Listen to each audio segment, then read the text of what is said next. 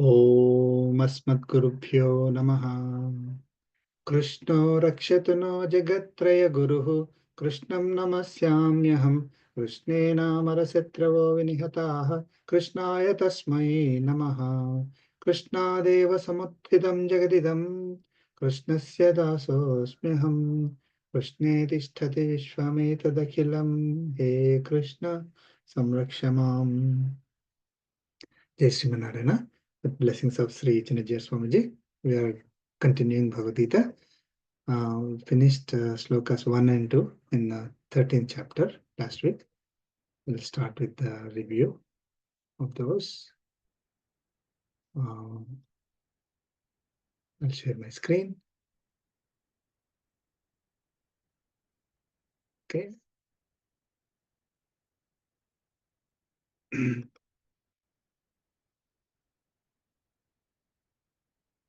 There are more questions that I shared in WhatsApp group, but here we'll go through a few. Okay. The first question: how did Lord Krishna differentiate between the body and Atma in verse 13.1, our first sloka of 13th chapter?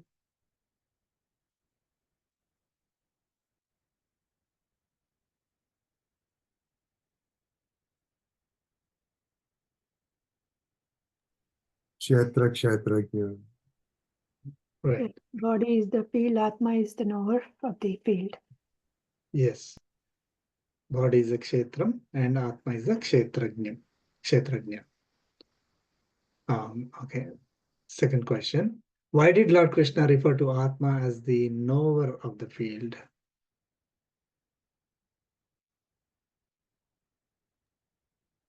To differentiate that Atma is different from the body. Atma is different from the body. And Atma is the knowledge of everything, right? Atma is the one who has the knowledge. Rest of the jadam. So. Yeah. So the difference is the knowledge part, right? Atma has knowledge and the body does not have knowledge, Yeah. So Atma is Chit and body is Achit. Okay. We are Atma and this is our body. Okay. And also this Atma understands how to make use of the body for whatever is a purpose, right? And that it is given to us. So that's why knower of the body. Okay. Next question. I think the confusion, not confusion, because Atma is a knowledge, right? But it does, right? When something else supersedes Atma, not supersedes, kind of, right? It hides Atma or the knowledge and diverts our attention to these materialistic objects. That's because it has the knowledge, right? But then the question I might have is, oh, why doesn't that knowledge, when Atma has a knowledge, why is it not used in the right way, right? Why does it deflect us towards materialistic objects, right? Yeah, that is because of a karmic bondage, or more than that, or gunas, right? Yeah, because of the gunas that Atma acquires because of the association with the body. Right. And so depending on which guna is dominant or active at that moment, that is the behavior of that body at that moment. Yes. Yeah. So Atma inherently does not have those qualities, the three gunas. But it is the body that has the qualities. But because the Atma is associated with the body, the gunas will act upon it. Overcover, what is it? Cover the knowledge that Atma has, the inherent knowledge that Atma has, and makes the Atma use the body for whatever guna that is active, dominant at that moment. Yeah. Okay, so that is our purpose is to understand, know the pure state of Atma. That is a self-realization, right? Okay, next question, question 4. Oh no, question 3. In the first sloka, Lord Krishna uses the word Kshetrajna to refer to the knower of the field. Does this mean Atma or Paramatma? The Kshetrajna word refers to Atma or Paramatma in the first sloka. Atma, sir. I mean, Atma, yeah, Atma. Atma only. In second sloka, Lord Krishna referred to himself as Kshetrajna again, right? Kshetrajna in all the fields, he said. Does this mean he is the only Atma? The word is same, Kshetrajna, Kshetrajna. So he referred to himself as Atma again. Does it mean that whatever Kshetrajna is referred in first loka is also Atma? Sorry, is also Paramatma? No, for third sloka, Atma, right? This sloka, it's Paramatma. Paramatma. Paramatma. And it does not, so No, the first sloka, it does not override the first sloka basically. So we have Atma, which is which is possessing a body. In Atma is pervading a body, nor other field. What is the field? That is nor other field is Kshetrajna. That is us in this body, right? As an example. Now, Paramatma is also Kshetrajna, Atma, but he is Atma for all, that includes Atmas as well. So he's Atma for Atma, he's Atma for the entire material nature. So he's pervading all. So that's why we are calling as Paramatma, Supreme Atma. so it covered Deva, Manush, Tiryak, Sthavar, everything. All the I mean, all, Paramatma is entire pervading, universe, right? Entire universe. Right? yes, Hmm. all creation, entire creation, yes, including not just the physical bodies, right? The Atmas also, it's pervading the Atmas as well. So that's the confusion that people had about Kshetrajna and no. Oh, Kshetrajna, he said, okay, it's Paramatma, is Kshetrajna. So then that means in Kshetrajna Vibhaga Yoga, Kshetra is the body, the material nature. Kshetrajna is Paramatma. There's no Atma in between. That's how some interpretations might have occurred. But it is very clear if you really understand, and also, of course, if you go into other scriptures as well, given clearly that we have three. So now, does not mean that they are separate entities, right? So Atma is always associated with, Paramatma is always associated with Atma and Prakriti, right? So that's where mm, uh, the Advaita comes into picture, right? But it is always associated, qualified non-dualism is Vishishtadvaita. So it is one only, but one having attributes and associated with Atma and Prakriti is Paramatma. Okay, next question. Question number 5. Lord Krishna said in second sloka that knowledge of Kshetra and Kshetrajna is the highest knowledge. What does that mean?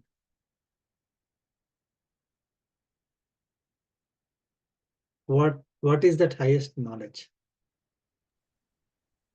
Knowing that we are Atma, not the body, right? That,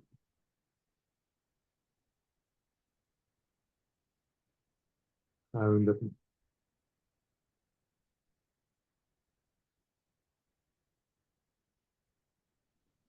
having that knowledge that we are. Atma, not the body, Mhm. through which we can get self-realization. Yeah. So, this basically refers to three realities, right? Chitta, First chitta. is Achit, the bodies, or Kshetras.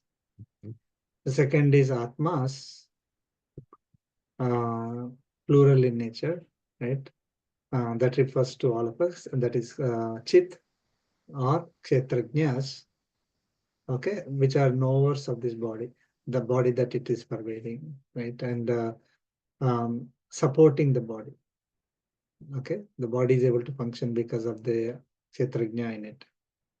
Now, Krishna, Lord Krishna is Paramatma, is the Kshetrajna of Atmas and bodies, and both Atmas and bodies have dependency on Paramatma. Okay, so the Paramatma is the one who is supporting everything else. So that is the highest knowledge. I mean, knowing about Paramatma and knowing about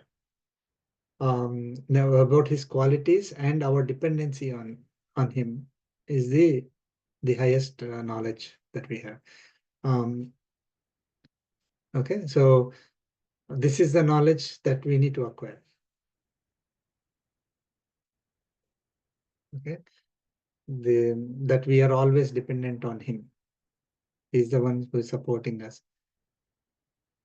It seems easy. Okay, I understood, but we have to put that in practice.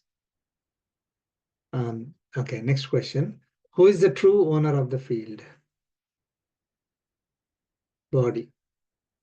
Is it Atma or Paramatma? Paramatma. Paramatma. Yes.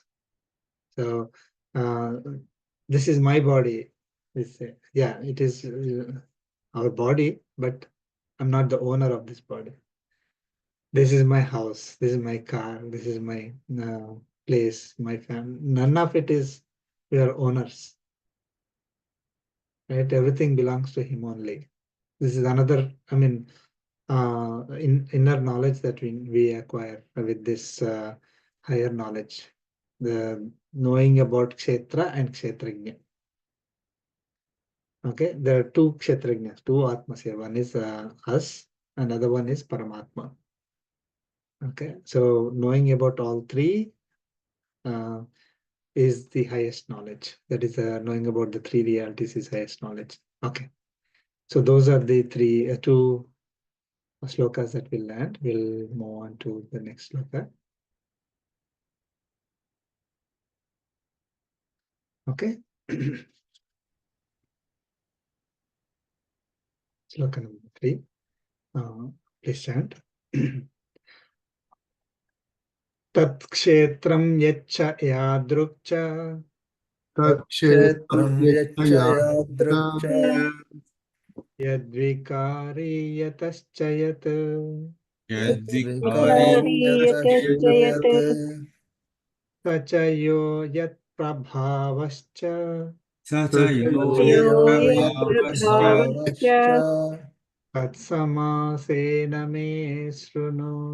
तत्समासेन मे मे शृणु शृणु Tat क्षेत्रं तत्क्षेत्रं यच्च यच्च यादृक् च यद्विकारि यद्विकारि यतश्च यत् यत् स च यो स च यो यत्प्रभावश्च यत्प्रभावश्च यत्प्रभावश्च Tatsamase तत्समासेन मे मे शृणु शृणु.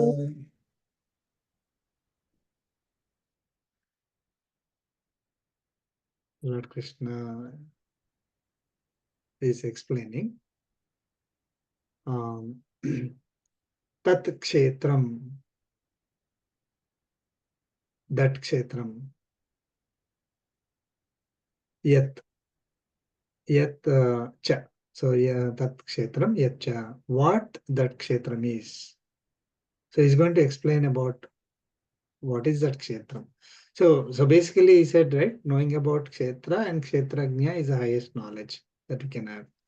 So now Lord Krishna is going to explain about Kshetra and about Kshetrajna also.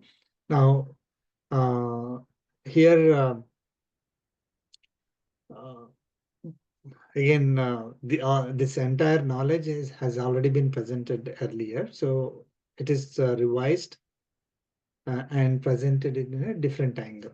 Like when earlier we didn't understand about our body as a kshetram, right? I mean, so now he's explaining it as a kshetram for easy understanding, and also giving us more details as we go along. And a lot of information is packed in these 6 chapters, 13 to 18, because we are packing the entire 12 chapters into the 6 chapters, right? So a lot of information is given together.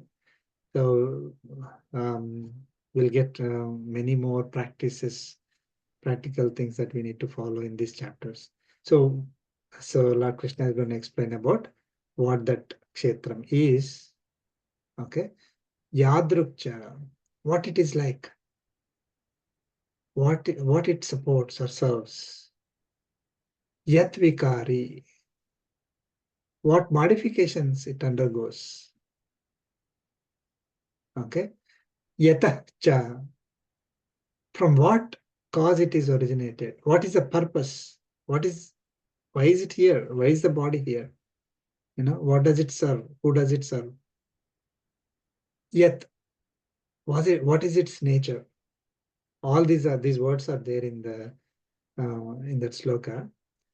Yaha sahacha, who is this atma. Saha is the atma, referring to atma. Okay, so the previous 5 are related to the body, kshetram. Yat tat kshetram. And then he said what it is, what does it support, what modifications does it undergo, what is its nature, what is the purpose, right? Then next is about Kshetrajna, that is Atma. Yahasaha, who is this Atma? Yat Prabhavaha, what amazing powers it has, right? What are its attributes, potencies, virtues, properties. Yat Prabhavaha, tat samasena me srunu. That listen from me briefly. Samasena, briefly. Me srunu, listen from me. Okay, so I'm going to explain to you about 5. He's going to answer about 5 things about the body and 2 things about Atma. Okay, so that is the essence of this particular sloka. So what that field is, what it is like, what does it support, what modifications does it undergo, from what cause it originated, and what is its nature. And about Kshetrajna, Lord Krishna is going to explain who it is, what is its nature, and what are its amazing attributes, properties, potencies. Okay, so we'll go through that. First, about Kshetra. But before going into the details, Lord Krishna is going to say that I'm not coming up with this, right? It's already presented earlier. Again, in the past, previous, before starting Bhagavad Gita, Lord Krishna mentioned that also. Like, I'm giving you a summary of what has already been given, the knowledge that has been given earlier, right? So Lord Krishna is saying, please chant. ऋषिभिर्बहुधा गीतम् ऋषिभिर्बहुधा गीतम् छन्दोभिर्विविधैः पृथक् छन्दोभिर्विविधैः पृथक् ब्रह्मसूत्रपदैश्चैव ब्रह्मसूत्रपदैश्चैव हेतुमद्भिर्विनिश्चितैः हेतुमद्भिर्विनिश्चितैः Listen together. ऋषि ऋषिभिर्बहुधा गीतम् छन्दोभिर्विविधैः पृथक् ब्रह्मसूत्रपदैश्चैव हेतुमद्भिर्निश्चितैः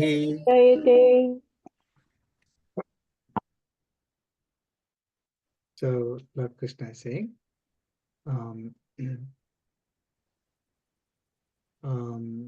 this jnanam, the real nature of the body and Atma, right? Pruthak Geetam, distinctly sung or declared. By who? Prashibhihi, by the sages. Bhihi, whenever it comes to imagine, it's a plural by. Prashibhihi, by sages. By rishis. Bahudha, in various ways. Okay. So whatever knowledge I'm going to give you, whatever I'm going to tell you about Kshetra and Kshetrajna, it has already been, very clearly explained in various ways by all the sages. Vividhaihi chandobhihi, by various hymns in Vedas. Chanda is referring to Vedas, right? So by various scriptures, it has been already explained, by and Brahma Sutra Padaihi cha eva, and by the Brahma Sutras also. Okay, the Brahma Sutras are they are providing explanation about the knowledge that is given in Vedas, right? Vedas and Upanishads. So they're basically the sutras that explain the knowledge in the 555 sutras. So that Brahma sutras also explain the same thing. I'm giving you this knowledge based on what rishis given to us, based on the Vedas. The Vedas have already explained this, and also Brahma Sutras explain this. Hetu madbhihi vinischitaihi, with logic. Hetu madbhihi, with logic. Vinischitaihi, with conclusive evidence. So they have clearly given that.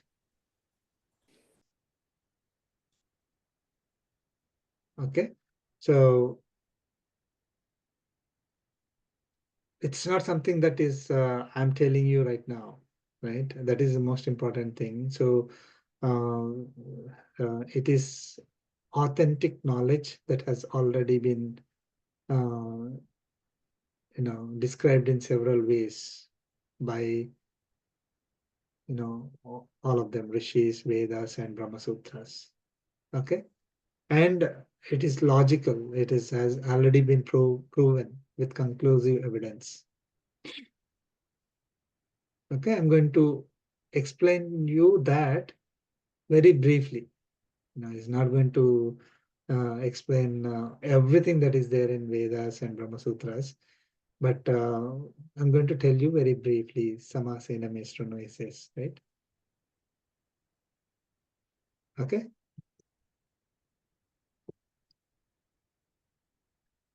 We'll move to the next sloka.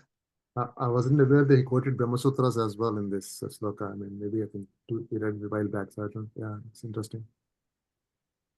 Yes. Mm. Okay.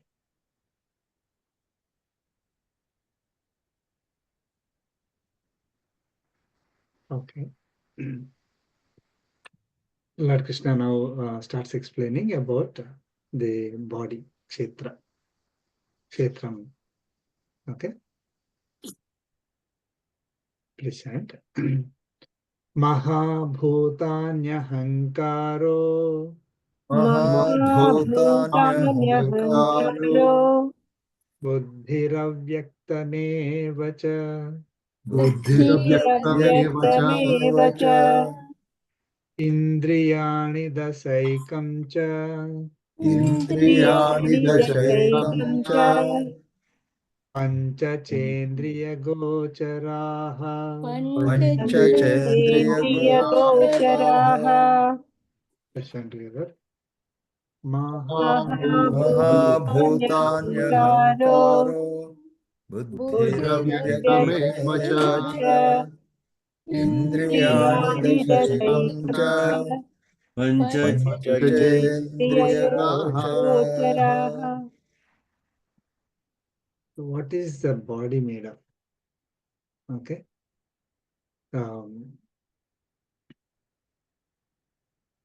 We'll chant the next sloka also. Sloka 6, both go together.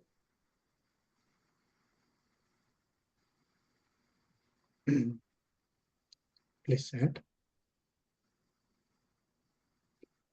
Ichha dvesha sukham dukkham Ichha dvesha sukham Sukham dukham dukkam sanghataschetana dhrutihi Sanghata Chetana Sanghataschetana etat kshetram samasena Etat kshetram samasena avikaramudahrutam. Savikaramudahritam Ichhadvesha sukham dukham Sanghataschetana dhritihi Etat kshetram samasena Savikaramudahritam. So, Lord Krishna is going to explain about what it is, what is it made of first. Okay. So it is made of 24 tattvas. What are the 24? Let us see. Okay. Mahabhutani. In the chapter in Sloka 5, right? Mahabhutani, the 5 great elements of nature, are Pancha Bhutas that we know, right? Earth, water, fire, air, and space. Okay. Ahankara, it is also, Ahankara is not ego. Okay. Here it is the source or root of Tanmatras. It will become clear in 5 minutes. Okay. So Tanmatras are subtle or rudimentary elements of Sabdha, Sparsha, Rupa, Rasa, Gandha. Little bit, we're going into details. That itself is a brief summary of what we are made of. But it appears like more details for us. But this is important. If we learn Bhagavad Gita, we should also say, oh, we know about Tanmatras. So Ahankara is this subtle elements of the Sabda, Sparsha, Rupa, Rasa, Gandha. Sabda is a sound, Sparsha is a touch, Rupa is a form, Rasa is taste, and Gandha is smell. The subtle elements of that. Okay. So these elements, they actually they're subtle, called subtle elements because they're not really representing the great elements that is already given there, right? So great elements are Pancha Bhutas that we can see: earth, water, earth particle, not the whole earth particle, water, particle, fire, air, and space. So those are the great elements. Ahankara is a subtle part of the qualities that those 5 great elements possess. Siddha, Sparsha, Rupa, Rasa, Gandha. Okay. Buddhi. So he said Mahabhutani, Ahankaraha, Buddhi. Buddhi is the, I mean, we learn it as intellect in a way, in other contexts. But when we are talking about the elements that are forming our body, right? So that is the great principle, Mahat Tattva. Okay, Ahankara Tattva and Buddhi is the Mahat Tattva, is a great principle, which is causing the above Ahankara. We'll see how it is. Okay. And then Avyaktam. Avyaktam is the Moola Prakriti. Avyakta is that which has not been manifested, is what is Avyakta, right? So that is the Moola Prakriti. Okay. So there is a the Moola Prakriti, or the primordial matter, or the matter before any of this Buddhi, Ahankara, and the five great elements are there, right? So this is like the base, right? Base of all creation. So from that comes Buddhi, that is Mahat Tattva. From that comes Ahankara, that is the Tanmatras, the Pancha Tanmatras. From that comes the Pancha Bhutas. Okay. Understood, so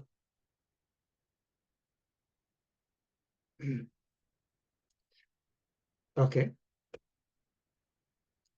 So Avyaktam, right? This basically, if you understand this, we'll see, oh, this is what we are made of. Okay. So Avyaktam means this the basic material that this entire universe is made of, right? So it is called that Avyaktam because, before I go to that, I mean, we already touched upon earlier. We have the 3 gunas, right? The Sattva, Rajas, and Tamas gunas. Are they the quality of Atma, qualities of Atma, or qualities of matter? Matter. Matter, right? So this Avyaktam has all these 3 qualities because the base, right? Now, if you say, oh, all of us are made of the same matter, then why is it that one person is having sattvic quality, another person rajasic quality, another person tamasic quality? We are all made of the same matter, right? Then this matter must have the same gunas. So then what is why these differences are there? Domination of the elements, right? Elements in the matter, some of the. Right? Where is the domination happening? Where is that happening? Because it cannot be in the base, right? Right. I mean, base should have all of them, right? And in equal parts. So if I take, let's say, one part of that base, the avyakta matter, right? It should contain all 3 gunas. It cannot have more or less, right? By itself.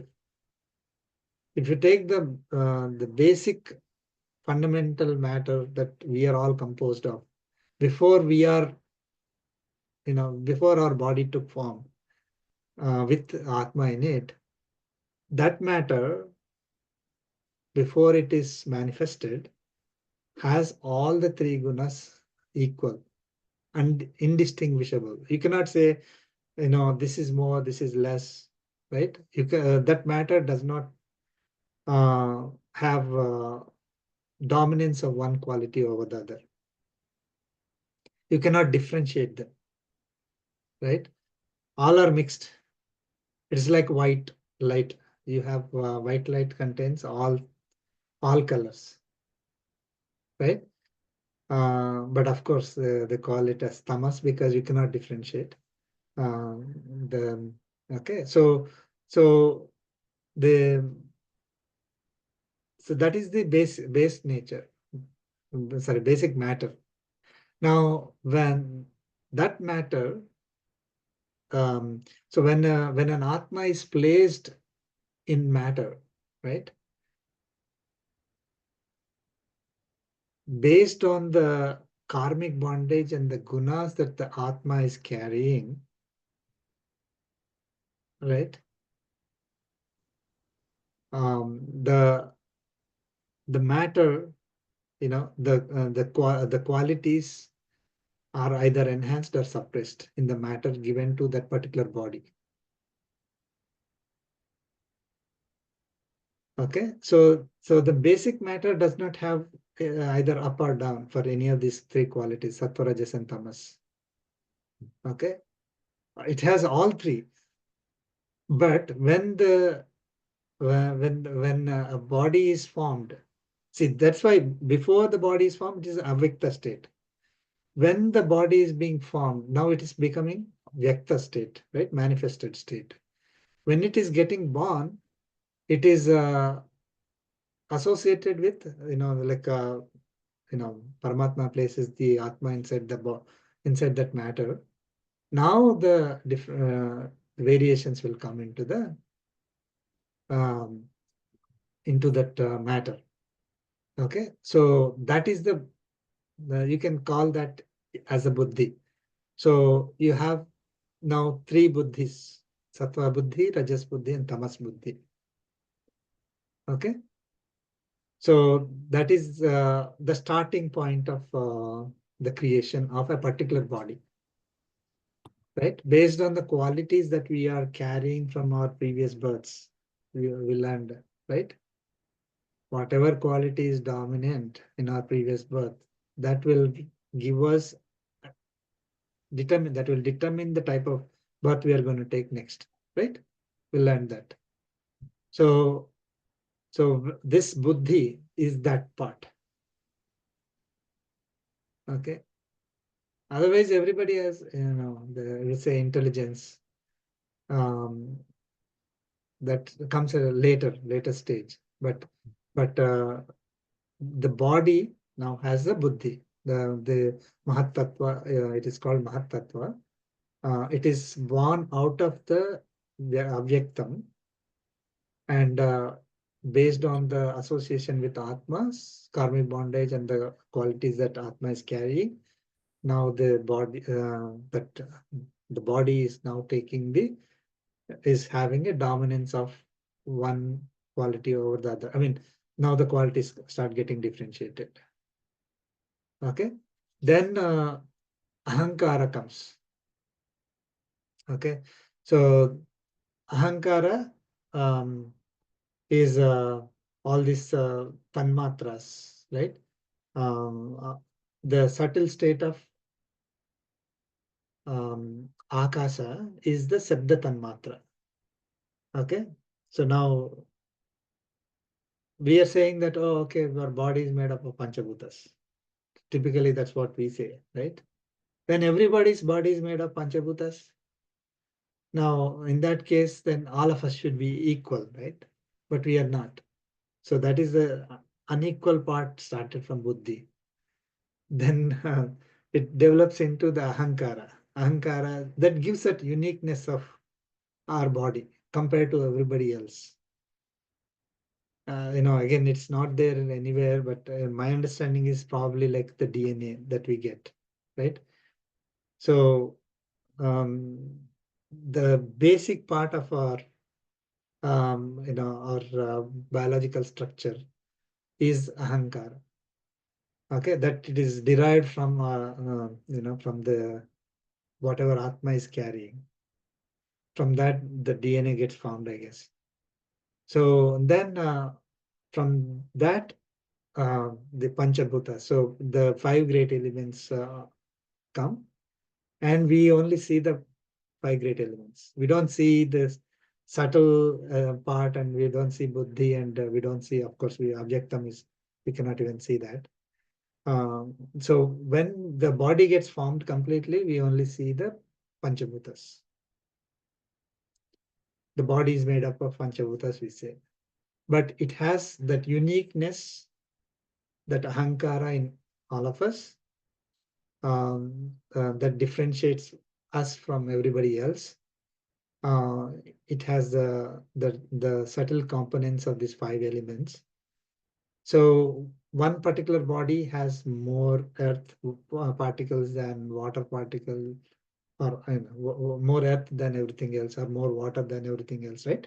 So before that state is that uniqueness of the body. From that uniqueness comes the uh, the Pancha Bhutas that make up the body, where one part of one element is dominant over the other, right? Or one or more elements are dominant over others. Like if you take fire, fire is directly, fire. The fire element is more than the other 4 particles. But if you take our body, it has all 5 of them, in various parts. Different parts have different, um, gross elements, but we have all 5 of them. So those are derived from that uniqueness that was created for us when when Atma is placed in that body. Hope I didn't explain too much. Got it? So that is how our body is made up of the 5 great elements. Now, then Lord Krishna said, the next sloka, sorry, after that, dasa indriyani ekam cha. Okay, so 10 indriyas and one more. We got that in previous slokas as well. So what are the 10 indriyas that we have? Five Jnanendriyas and 5 Karmendriyas. What are the 5 Jnanendriyas? Anyone?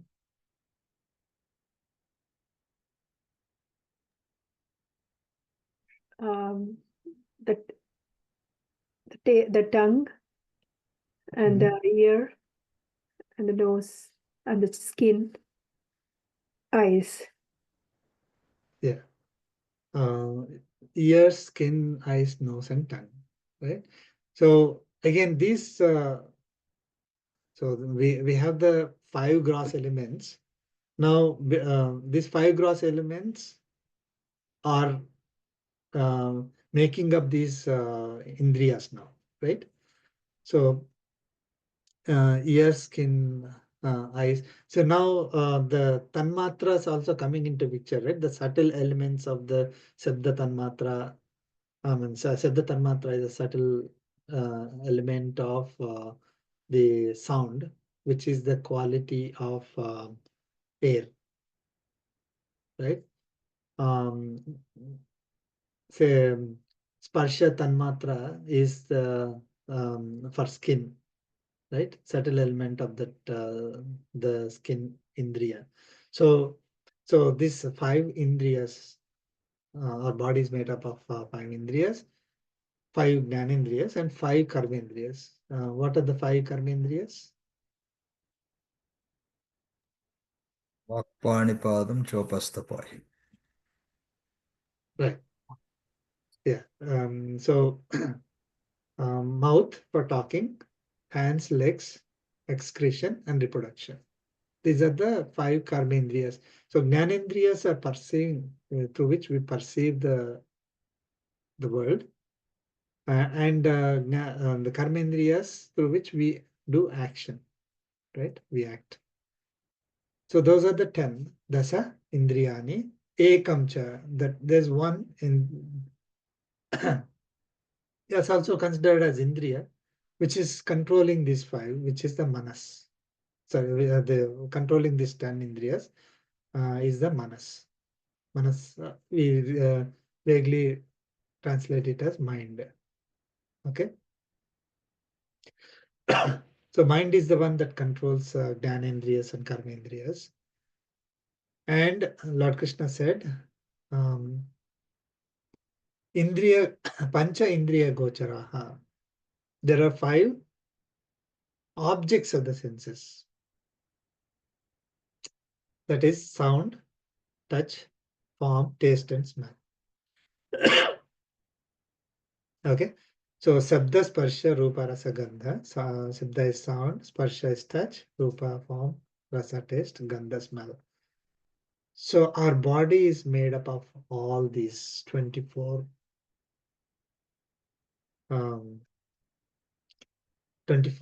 parts, 24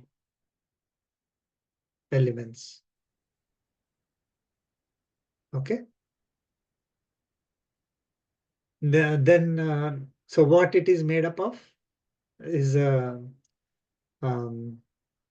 Sanghataha is said in the next sloka, right? Sloka 6. Sanghataha is composed of elements. What elements? The 24 elements that we went through. Then he says, next he says, Ichha, Dveshaha, Sukham, Dukkham.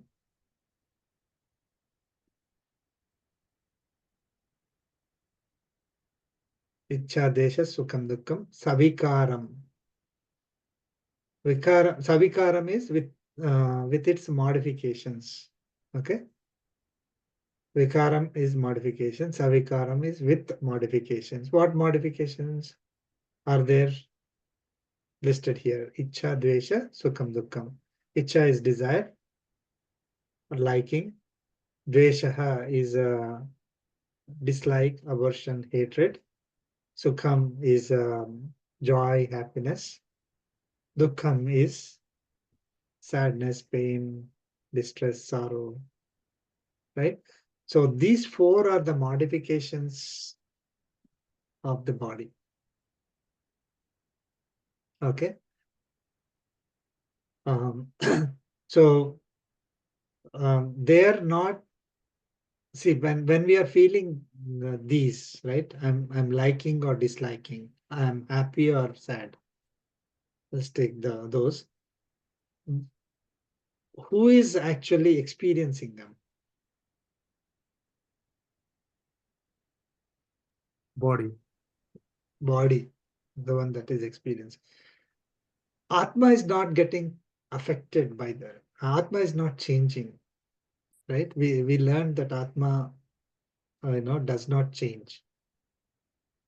Okay, it is the body that it is feeling, but why is the body that is feeling like that? Because it comes to with the influence of Prakriti. Because of Prakriti. Now, because of the presence of Atma in it, right? If Atma is not there, then a dead body does not. Right. Even if you burn it, it doesn't cry and start running, right? So, because Atma is present in it, the body is able to undergo these modifications. Atma is the one with knowledge. And because it is present in the body, it undergoes. So, Atma is like, it's supporting the body functions, right? So, body is the one that is feeling these, undergoing the modifications because of happiness, sad, or liking, disliking. So what are its modifications? He explained. And why is it what is the purpose of the body? Okay, Lord Krishna said, Chetana Dhrutihi. Chetana Dhrutihi is it forms a support to the Jivatma. Chetana is Jivatma there, right? Chit. In English, they started calling this Chit. Is referring to the Atma. So the purpose of the body is to support or form as a basis for the Jivatma. Okay.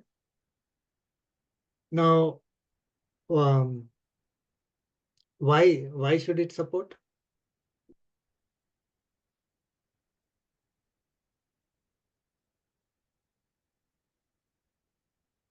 Because of the Atma is placed in a particular body to experience the karmic bondage, right? That's an Akshaya. Yeah. Right.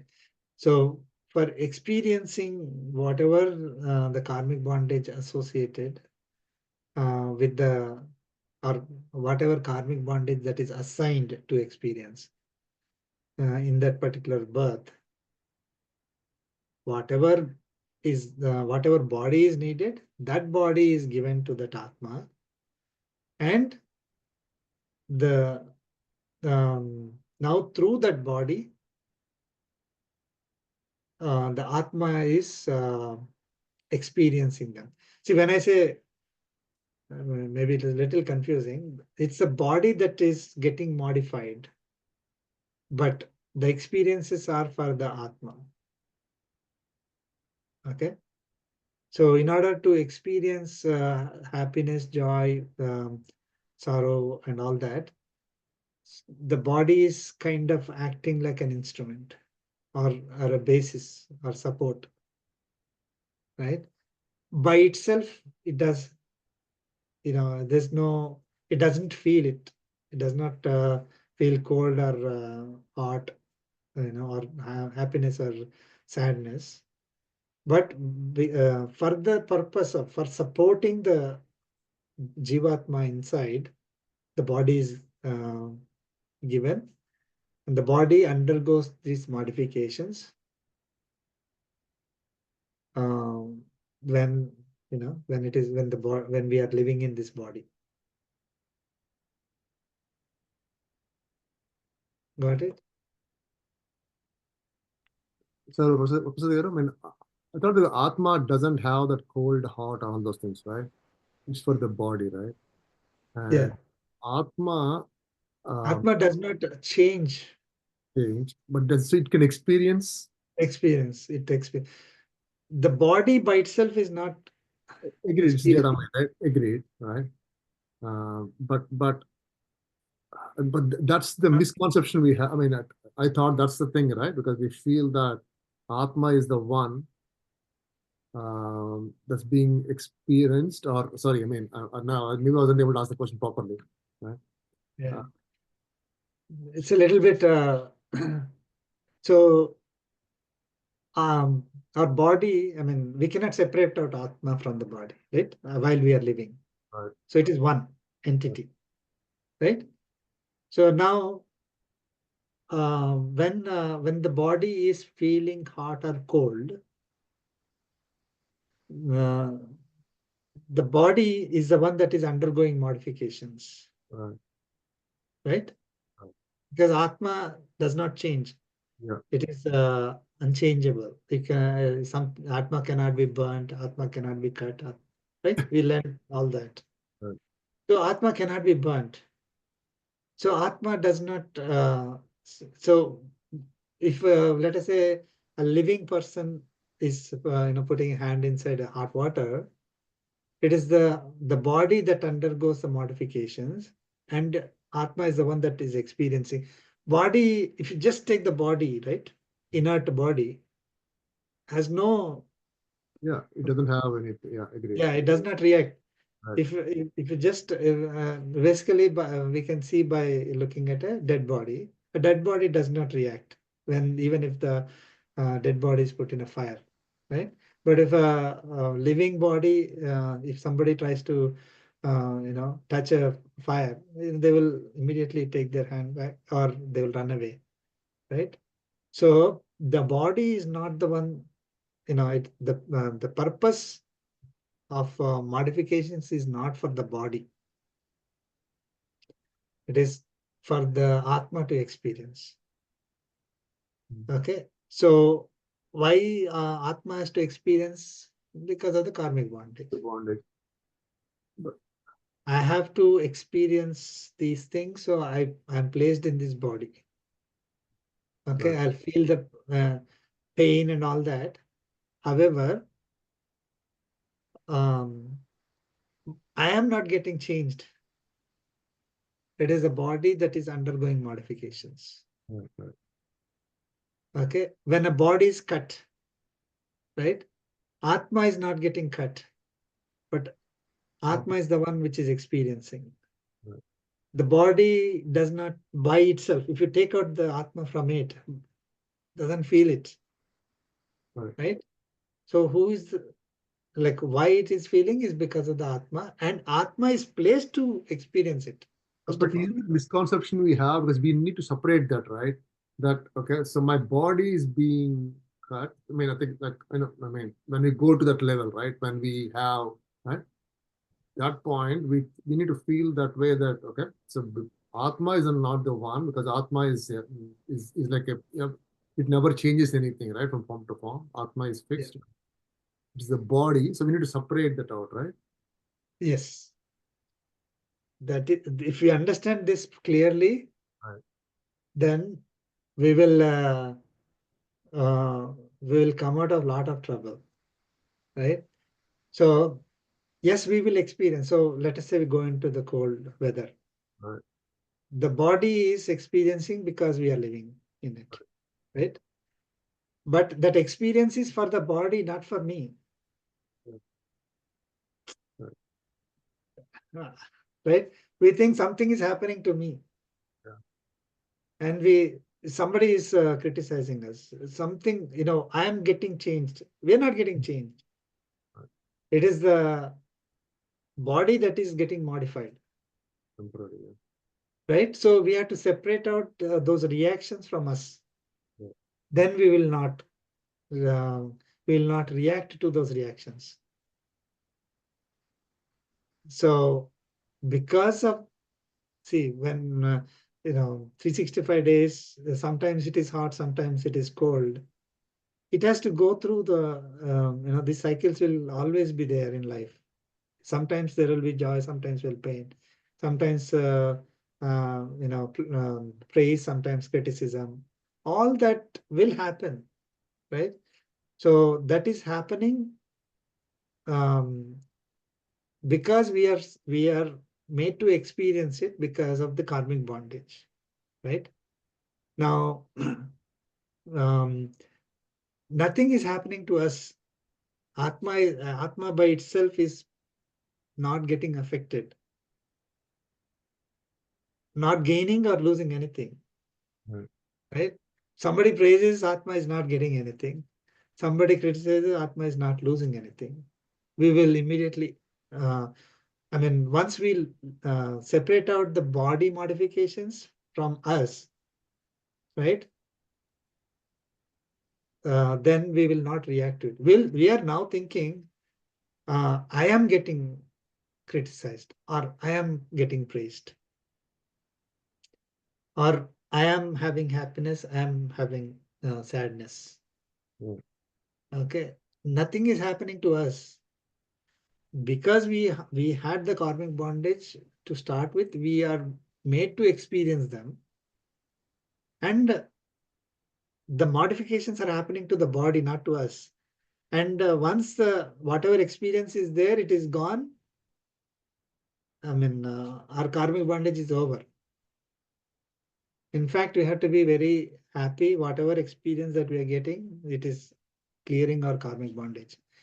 But if we are thinking that it is for me, right? Then we have the real ahankara. The other ahankara is thinking the body is I am the body. So when body is undergoing modifications, I will think I am undergoing modifications. That's when I get the karmic bondage. So when somebody, let's take somebody is criticizing, if I think I am getting criticized, I am getting karmic bondage. Right. Okay, fresh karmic bondage. So why that person is criticizing is I had karmic bondage to start with. Right. So while experiencing that karmic bondage, I got some more karmic bondage. It's like a double whammy. Yeah, it's like so our karmic bondage is not going away at all. But if we are able to separate ourselves from the body, yes, we have I mean, when somebody we go into cold weather, it is going to be cold. Can't say I'm not feeling cold, right? But we have to say that body is the one feeling cold. I am not getting modified.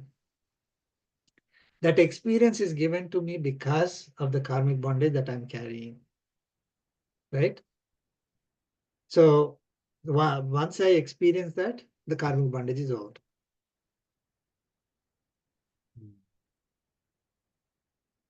Good. Though it looks, I mean, if we understand this concept of separation of Atma from the body and what is Atma made of and what is, Atma is an entity that is, the nature is the knowledge, that's it. It's not going to be modified no matter what you do, right? But it is carrying karmic bondage with it. And it is carrying the Sukshma Sharira, which includes the whatever the vasanas that we are acquiring through various births. So it is all those vasanas, the tendencies for us are carried with us and placed when this Atma is installed in this body, some things are activated. That's what that Buddhi Ahankara is, right? So we are very, I mean, start with one atom, right? Maybe, right? From physically, one small atom. From there, it starts developing. The development is based on the primary Atma that it's supposed to experience. And that primary Atma is the one that is carrying karmic bondage, that is carrying all the sattva, rajas, and tamas gunas that are carried from the previous lives. Um, I mean, in terms of tendencies, right? So based on those, the body starts growing, and once it is born with certain tendencies from day one, right? And if we are born with sattvic sattva guna, dominant sattva guna, then we are able to understand this in very early in life.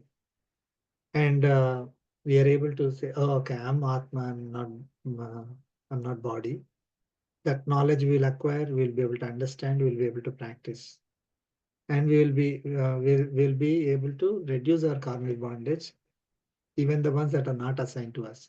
The ones that are assigned to us, we have no choice, we have to go through that. But the ones that are not assigned to us can be cleared if we are able to clearly understand who we are. And we are going to learn more qualities like the 35 that we learned for a karma phala tyagi, 35 qualities of a karma phala tyagi that we learned in chapter 12. We're going to learn more qualities in this chapter also for understanding about Atma.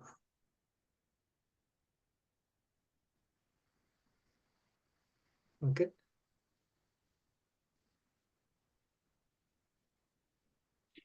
So the nature of this body is basically a combination of elements.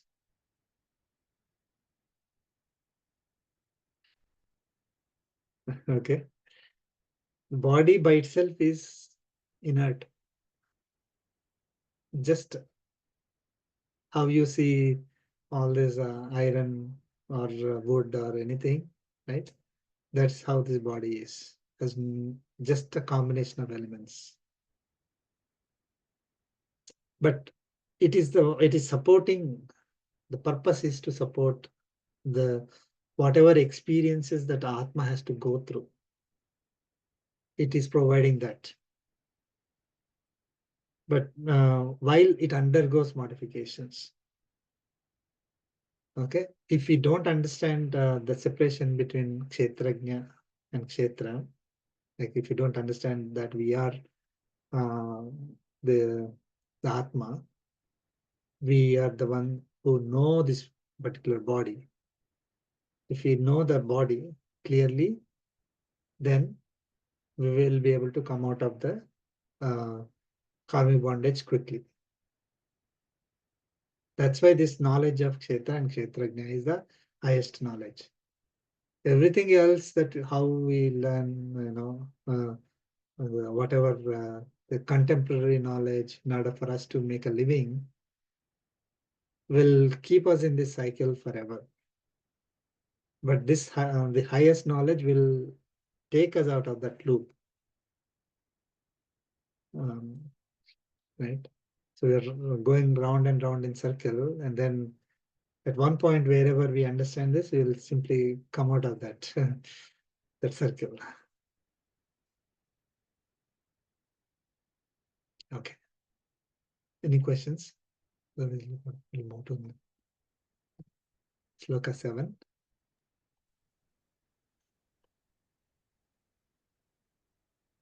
Sorry if it is like very detailed, but hope it clarifies. Okay. 7th Shloka, please stand. Amanitvam adambhitvam Amanitvamadambhitvam ahimsa kshantirarjavam ahimsa kshantirajyavam acharyopasanam saucham acharyopasanam shaucham dhairyamaatma vinigraha. स्थैर्यमात्मविनिग्रहः Let's chant together. अमानित्वमदम्भित्वम् अहिंसा क्षान्तिरार्जवम् आचार्योपासनं शौचम् धैर्यमात्मविनिग्रहः. So now Lord Krishna is going to Lord Krishna is explaining us a list of qualities that we need to acquire and develop to obtain the knowledge of the self. I always say that, oh, I need to get self-realization, right?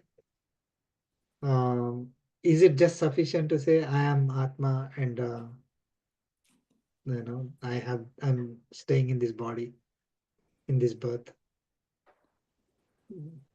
Is it sufficient to say, if that is the case, all of us say, okay, I'm self-realized, and now next thing is, I'm going to be moksha, kaivalyardi at least, if not mokshardi, right?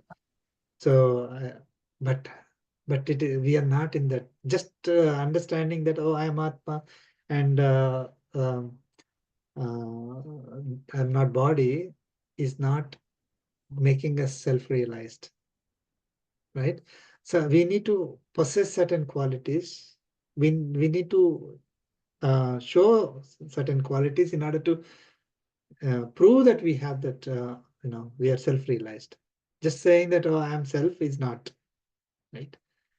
And so how do we, what kind of qualities that we need to develop?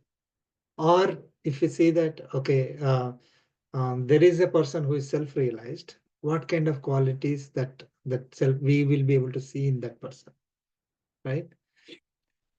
So Lord Krishna is giving 20 qualities that we need to have, we need to focus on. First one is amanitvam, or these qualities indirectly give us the knowledge of the self. Okay, they look like any quality for anybody, but they form the basis for us to get the knowledge of the self. Okay, so amanitvam is not disrespecting others out of arrogance. That's all. Not disrespecting others out of arrogance. Okay. That is madam, right? So arrogance comes because of 5 things: education, wealth, power, family, and race. Okay. So we consider we are more qualified, more educated than others. From that, arrogance may come. Or wealth, we are rich, they are poor, the arrogance will come. A rich person may show arrogance on a poor person. Or power, a powerful person will show arrogance on someone who doesn't have power. And family, with family background, my family is so great, these families are not. The race, and then finally the race, the uh, white, for example, white race, trying to say, oh, I'm greater than other people of other color because white appears superior. So that is it. Based on these 5, we get arrogance. Not showing arrogance, not disrespecting others out of this arrogance is amanitvam. That is the first quality that we need to possess. Okay, in order to obtain the knowledge of self, in order to be self-realized, in order to become a Jnana Yogi, we need to have these qualities. Um, why? I mean, these 5. I know we have only 9 minutes, so I'll go through quickly. So these 5 qualities where we are looking at our birth, our body, right? Isn't it? When we have the arrogance, that arrogance is based on the body qualities, and we are not body, isn't it? So if I'm showing that arrogance, I'm associating myself with body, and I do not have the knowledge of the self. Okay. Well, anyone who is having arrogance based on these 5, even if they know that, oh, I'm Atma, I'm body, it doesn't have knowledge of the self, real knowledge of the self. They're not self-realized. Not only themselves, but they're looking at other person and they're only seeing the body. They're not able to see Atma, which is equal, right? So a person who is, let us say, poor or not educated, they got that birth because of their karmic bondage, because of whatever they have to experience, right? It is the body quality, not the qualities of Atma. So disrespecting based on those bodily features shows that we do not have the self-realization. Next one is adambhitvam. Adambhitvam is absence of show off. Say, typically we show, like if we are doing a great activity, we show off, right? When we are doing, big donations, for example, or doing great things. They say, I did great things and show off. Or we expect others to reciprocate. Adambhitvam is not having that. No matter what great activities that we are doing, okay, we think that we are doing our duty as service to God. Okay. Whatever activity that we do, we are not getting even single paisa out of it for the Atma. I think this is what a lot of people get confused. So if I do great activity, somehow, I am gaining something. No, we are not. If I do with the expectation that I am going to gain something, then yes, we are going to gain, but we are only going to gain the karmic bondage. We're not going to lose karmic bondage. The purpose of doing a good activity, great activity, is to lose karmic bondage, not be to gain karmic bondage, right? So Adambhitvam is the second quality. So we need to do any activity without expecting praise from others, without expecting any benefit. Ahimsa is refraining from being the one who is causing suffering to others.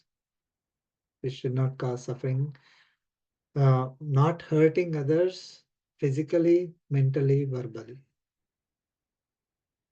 That is ahimsa. We only look at ahimsa from in the aspect of physical hurting, right?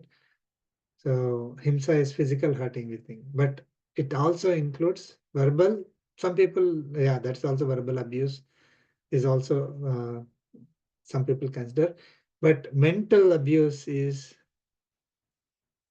uh, some people don't say anything, but they hurt others, right? So that is himsa also. Not doing physically anything, not shouting, but doing some without physical or verbal action, one can hurt others. So that should not happen as well. I mean, these are typically why would that happen is uh, if it is not related to our duties. See, ahimsa doesn't mean that you should not punish a criminal, right? Or Arjuna, for example, Arjuna has to fight, and if we say typically ahimsa is not hurting others, then Arjuna shouldn't be fighting. Then why is Krishna giving all this knowledge to Arjuna? So ahimsa does not mean leaving your duty. If your duty is to correct others, fine, but treat that as duty only. Unfortunately, uh, people do it out of expectations. I expect somebody to do something or not do something. And when that expectation is not met, immediately that anger and himsa comes out, either physically, mentally, verbally, that himsa comes out. Okay. Correcting someone because it is my duty is never himsa. But we can differentiate whether somebody is doing the duty or not. Is without going into details. So that is ahimsa. Kshantihi is having tolerance. Okay, one of the first things that you learned in Bhagavad Gita, having tolerance, not vengeful, not we do not want to take revenge on others. That is Kshantihi. We are able, even those who hurt us, right? Not showing our vengeance is tolerating, you know. Again, not to the extent that our activities are disturbed, but if let us say um, other person is shouting, right? Other person is criticizing, other person is trying to hurt. If it is because of their expectations are not met, right? Unfortunately, they are getting karmic bondage. Okay, not us. If we are able to, if we are developing the quality of reacting to it, thinking that they are hurting us, then we are getting karmic bondage. So if we show kshanti, unfortunately, our karmic bondage is going to them. And Swamiji explained this. So if someone is scolding us, they are taking away our karmic bondage.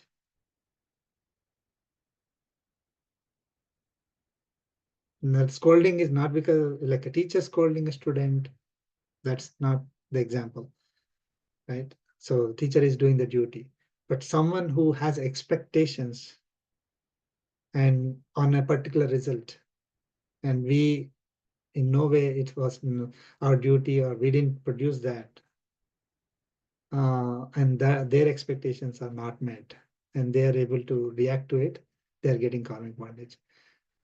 Arjavam. Arjavam is saying what we think and doing what we say. Okay, right behavior. So very important because all this knowledge that we are getting in Bhagavad Gita, we should be able to practice it. If you don't have the Arjavam, it will become theoretical knowledge. Okay, we are thinking. I'm thinking, oh, I am Atma, not body. Okay, I need to do this. But if I'm not able to act on it, then I don't have the Arjavam quality, which is most important, right? Otherwise, if I'm not able to practice, then I'll not, there's no difference. Just knowing the knowledge. Oh, it's 9:30. Quickly, Acharyopasanam. Acharyopasanam is being grateful to the Acharyas who give us this knowledge of Atma, right? Being grateful to them, showing respect to them, worshipping them, Acharya Deva Bhava. Okay, because that is the real wealth that we are getting. Even if somebody is giving us $1 million, is not equivalent to what Acharya is giving to us. Acharyas are giving zillions of dollars if we are, if we equate this knowledge to money. Saucham is clean in all respects. Okay, free from evil thoughts, not telling lies, not telling stories, not telling, telling on others. So that is Saucham. Stairyam is being firm, steadfast, doing what is right, even though we get into some hardships. Okay, having confidence in that whatever is given in scriptures is the right thing to do and following that. Atma Vinigraha, last one, the ninth one. Self-control, focus on self-realization. Okay, withdrawing mind from everything else other than Atma. Turning away our attention from like materialistic things. Okay, anything other than Atma. So these 9, amanitvam, adhambitvam, ahimsa, kshantihi, arjavam, acharyopasanam, saucham, stairyam, atma vinigraha. So these 9 qualities we must try to develop in order for us to truly realize the self, right? To understand the self. Okay. Any questions?